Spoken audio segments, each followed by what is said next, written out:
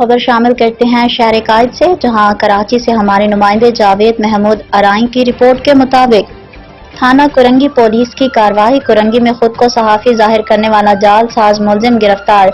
تھانہ Korangi S H O sub inspector Malik Amir اور غریب نواز، چوکی in charge head constable Faisal Rahim کی پولیس ٹیم کے ہمراہ کارروائی۔ کرنگی میں خود کو صحافی ظاہر کرنے والا جعل ساز ملزم عامر ولد اسحاق کو گرفتار کر لیا گیا۔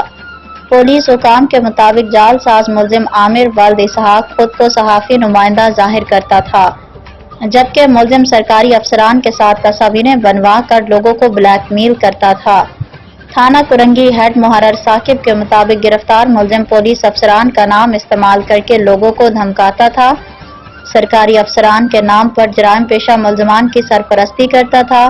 ملزم نے قبل از گرفتاری کرنگی پولیس کے افسر کو بھی دھمکایا۔ ملزم گرفتاری کے وقت پولیس کو جعلی واٹس ایپ کی خبریں چلانے کی دھمکیاں دیتا رہا۔